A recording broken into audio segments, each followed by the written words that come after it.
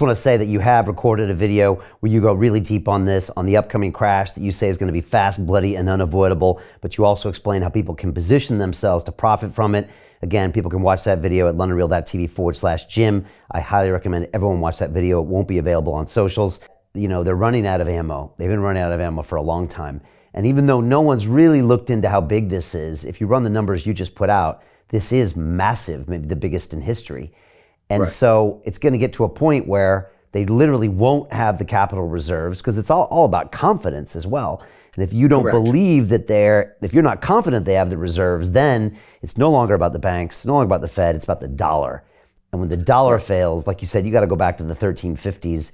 I don't even want to consider that scenario because it's the strongest fiat currency in the world. So what the hell do we go back to? Gold? And does Bitcoin go to 1 million? I mean, what else is left? Cattle? I mean, what are people using? I don't even know what that doomsday scenario looks like, Jim.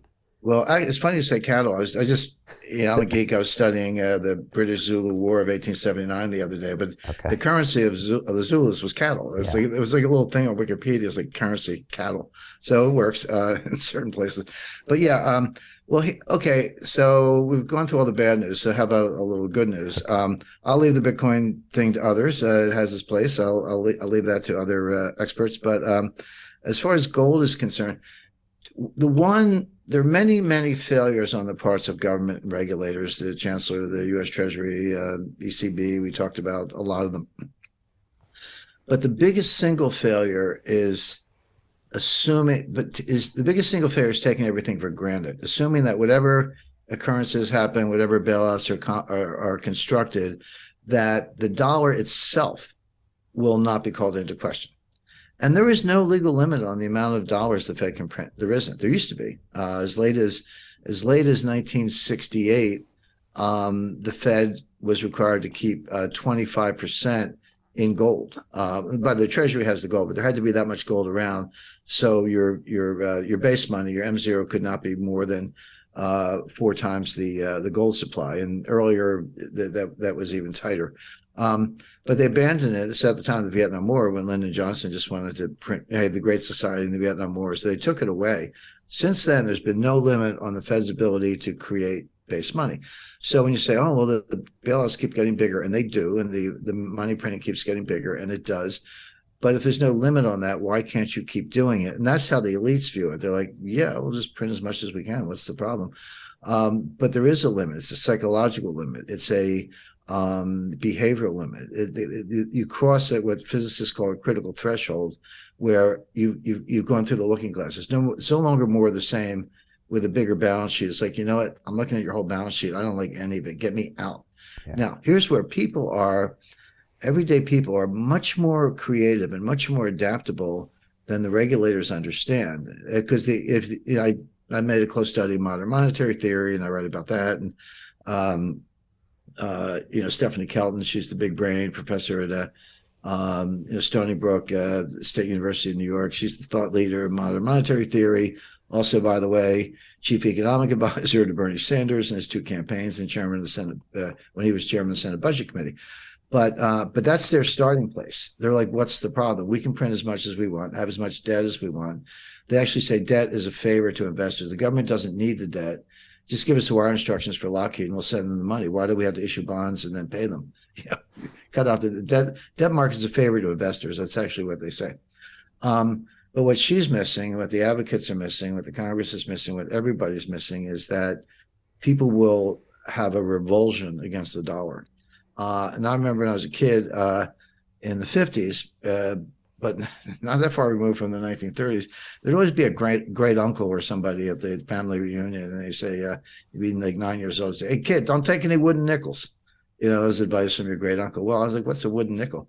Well, there actually were wooden nickels in the 1930s. In a town, there was a severe shortage of money. The Fed completely screwed that up. Nobody wanted to borrow. Nobody wanted to lend. They weren't creating any money.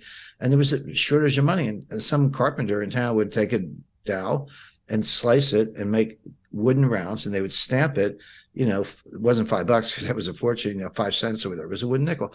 But if everybody in the town agreed, like I could go into a barber shop and get a haircut and pay for it, the barber could pay his assistant, and that money circulated. It was money. Money I think gold is a great form of money. It doesn't have to be gold, though. It has to be, whatever it is, it has to be something that everyone has faith in. If you have confidence that if you take it from me in exchange for goods and services, and someone else will take it from you, and that shared belief is sufficiently widespread, it's money. That's all it takes.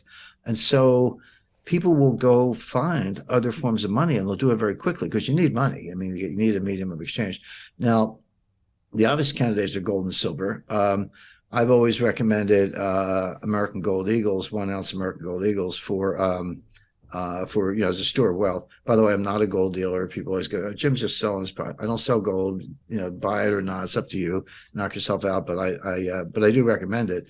But lately, I've been very interested, and then did a little work on the history of the 1/4 ounce American Gold Eagle. It's an 8-gram coin.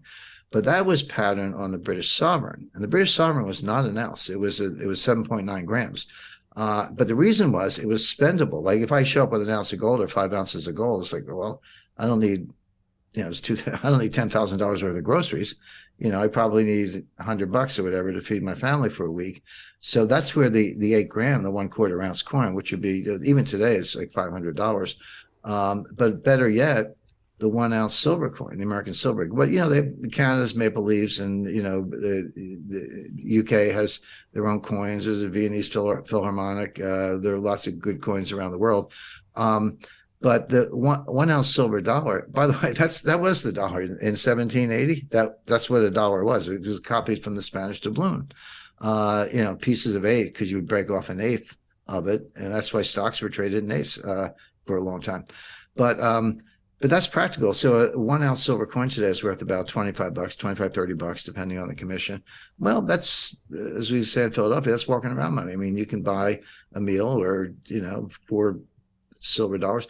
When I was a kid, like if you were 10 years old, your parents would give you 10 silver dollars for your birthday present, but it was real silver. I mean, that stack today would be worth $300. But people can go to that. You can get the 1/4 ounce gold coin, which is, in 1910 is a good search. You could board the vessel in Southampton with your purse of sovereigns, go to Shanghai, get off the vessel. That was money good. You could spend that. No, you didn't need traveler's checks. You didn't need anything else. So people will go to forms of money they have confidence in: gold, silver, all right, Bitcoin. I don't know any, but it has its place.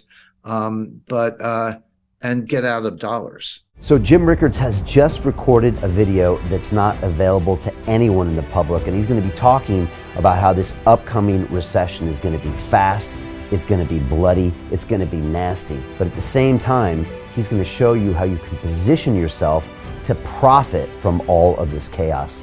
Now, we've made this video only available to our viewers. Go to londonreal.tv/Jim. Watch that immediately. I can't say enough good things about Jim Rickards.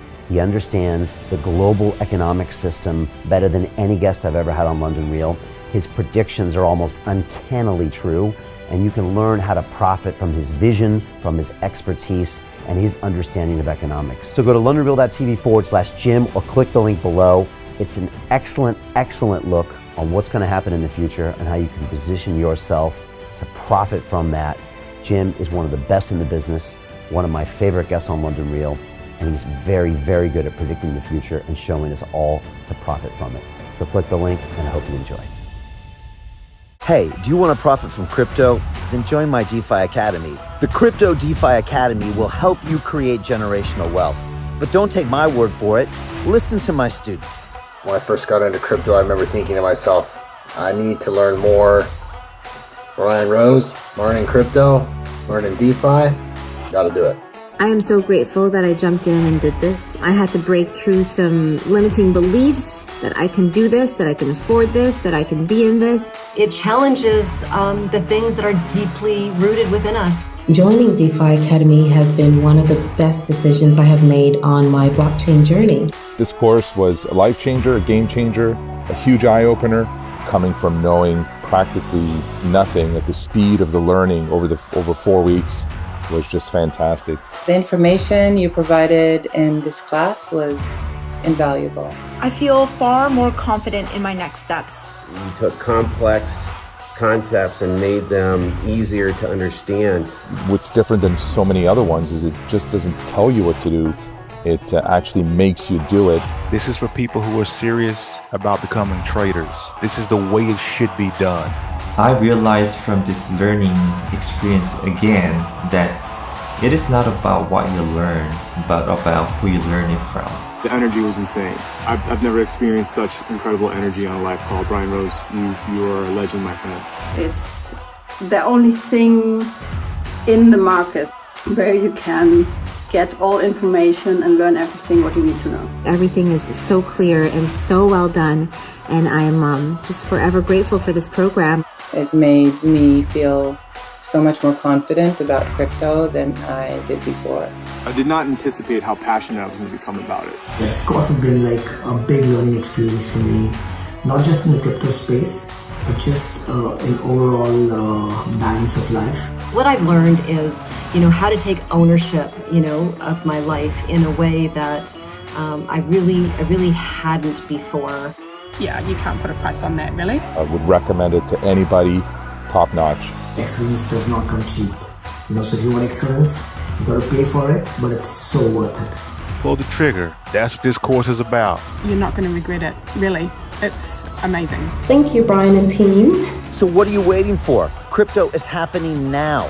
Click the link below, submit your application, and let me mentor you on how to create generational wealth and build the decentralized financial infrastructure of the future.